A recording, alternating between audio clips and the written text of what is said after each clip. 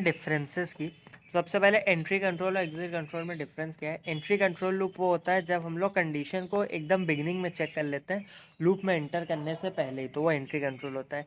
Exit control क्या होता है, जब हम जो है एक बार लूप के अंदर चले गए होते हैं और एक बार वो लूप चल चुका होता है और एग्जिट होते टाइम जब हम कंडीशन चेक करते हैं तो वो एग्जिट कंट्रोल लूप होता है। अब एंट्री कंट्रोल लूप का अगर कोई एग्जाम्पल है तो फॉर लूप या वाइल लूप, ये दोनों ही एंट्री कंट्रोल लूप के एग्जाम्पल है। एग्जिट कंट्रोल का एग्जाम्पल डू वाइल है। तो ये तो एक डिफरेंस हो गया, इसके अलावा तुम इसको पढ़ के तुम लिख लोगे। वाइल और डू वाइल की बात करते हैं तो वाइल एक एंट्री कंट्रोल लूप है, डू वाइल एक एग्जिट कंट्रोल लूप है। वाइल लूप अगर कंडीशन फॉल्स हो गई तो वो रन नहीं करता है। डू वाइल भले ही कंडीशन फॉल्स हो कम से कम एक बार तो रन करता ही करता है। ठीक है, उसके बाद जो है ये कंडीशन को वही है, एंट्री कंट्रोल और एग्जिट कंट्रोल वाली बात आ जाती है कि ये कंडीशन को शुरू में ही चेक कर लेता है, ये कंडीशन को एकदम लास्ट में आके चेक करता है।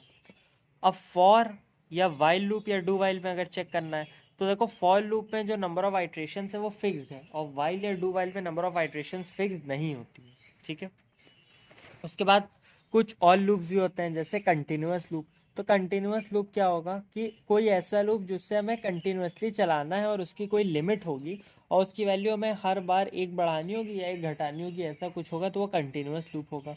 स्टेप लूप क्या होता है, स्टेप लूप ये होता है कि हम कोई लूप चला रहे हैं, मान लो कोई लूप मैंने 1 से शुरू किया और 10 तक जाना है, लेकिन अब मुझे एक एक करके वैल्यू नहीं बढ़ानी है, एक बार में 2 वैल्यू बढ़ा देनी है या मान लो एक बार में 3 वैल्यू बढ़ा देनी है, ऐसा कुछ करना है तो स्टेप लूप होता है।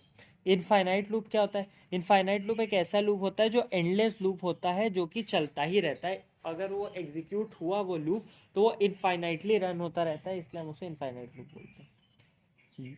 नल लूप क्या होता है, नल लूप ये होता है ऐसा लूप जिसके अंदर कोई स्टेटमेंट ही नहीं होगा, वो एक नल लूप होता है। ठीक है, मतलब जो है कोई मीनिंगफुल ऑपरेशन परफॉर्म नहीं कर पाएगा वो।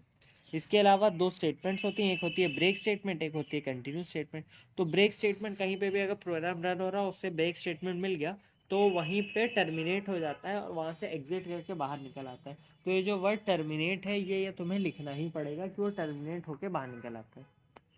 कंटिन्यू की बात करते हैं तो अगर ये कंटिन्यू कहीं पे मिल जाता है तो इसके बाद जो नेक्स्ट आइट्रेशन होगी without even checking the condition, चाहे कुछ भी हो उसके बाद की जितनी भी कंडीशंस होंगी वो उसको कंटिन्यू में मतलब आपसे आप प्रिंट कर ही देगा। ये ब्रेक और कंटिन्यू का फायदा होता है।